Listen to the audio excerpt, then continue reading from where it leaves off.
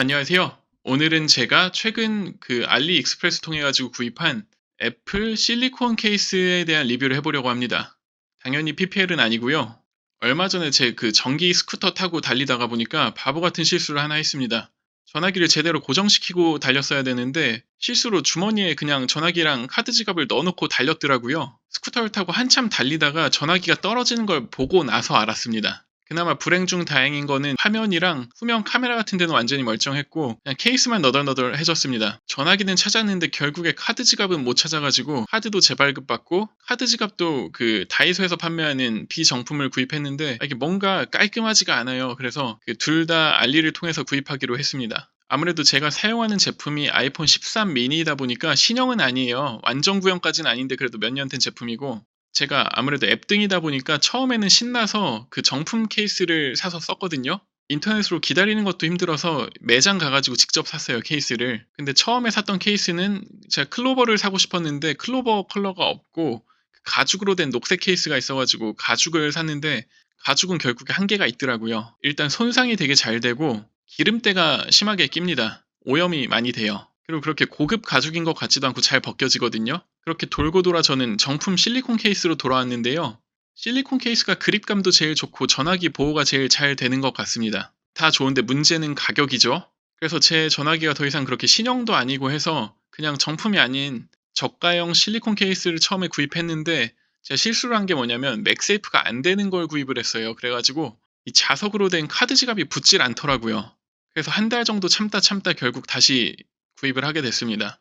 근데 이게 신기하게 이 판매자가 정품이라는 타이틀을 제품 이름에 붙여놓고 판매를 하더라고요.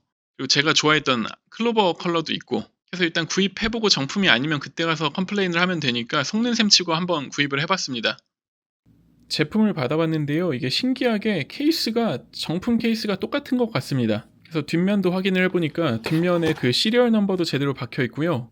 케이스 외관이나 안쪽 재질도 정품과 동일한 것 같더라고요. 그래서 제조 연월을 확인해 봤더니 2021년 8월로 돼 있는데 혹시나 이게 아무래도 아이폰 13 같은 경우는 몇 년 된 제품이다 보니까 재고를 떨이하는 게 아닐까라는 생각을 해봤습니다. 그리고 제품을 제 전화기에 장착을 시켜봤는데요. 이게 신기하게 정품 특유의 효과가 나오더라고요. 케이스를 끼우면 이렇게 케이스 색상에 맞춘 동그라미가 뜨면서 탁 하는 소리가 나잖아요. 무슨 효과음이요.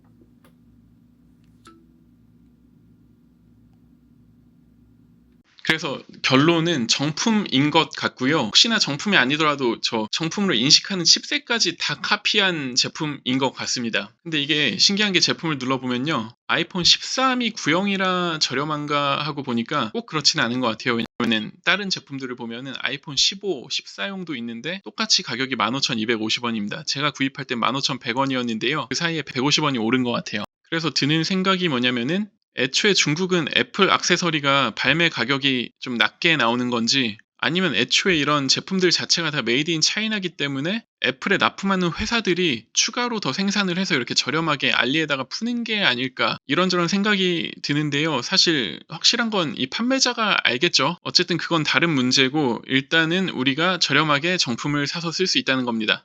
그리고 제가 다이소에서 구입한 이 맥세이프 카드 지갑 같은 경우에는 너무 두툼하기도 하고 이 정품 케이스에 붙이면은 뭔가 아다리가 잘 안 맞아요. 정확하게 딱 정해진 자리가 있는데 조금 더 밑으로 내려오거든요. 일단 그것도 알리에서 하나 구입하기로 했습니다. 근데 이건 조금 불안한 게 정품이라고 안 써있고 오리지널이라고 써있거든요. 근데 제가 이 상세 페이지를 보면 알 수 있는 게 앱등이들은 금방 이걸 구분할 수 있어요. 정품은 그렇게 벌크식으로 안 나오는데 얘는 벌크식으로 해가지고 케이스가 정품 케이스가 아닌 것 같더라고요. 근데 일단 저는 제품 자체가 필요한 거기 때문에 일단 구입해서 한번 사용을 해봐야 알 것 같습니다. 그것도 기회가 되면 나중에 리뷰를 올려보도록 할게요. 이 밑에 보시면은 얘가 아니고 제가 예전에 실수로 잘못 구입한 맥세이프가 안 되는 실리콘 케이스고요. 이것도 예쁘긴 한데 어쨌든 맥세이프가 안 되니까 많이 불편하더라고요. 이게 알리에서 굉장히 유용하게 구입할 수 있는 제품 중에 하나가 이런 AS용 제품이에요. 무슨 말이냐면 저는 헤드폰을 몇 개 쓰는데 예전에 소니 제품도 그랬고 이 보스 제품도 그렇고 쓰다 보면은 이 이어패드가 소모품에 가깝거든요. 많이 사용하다 보면은 좀 뜯어지고 터지고 그러는데 이건 역시 굉장히 저렴한데 사서 보면은 기존에 달려있던 제품하고 똑같아요. 뭐가 정품인지 구분이 안 가거든요.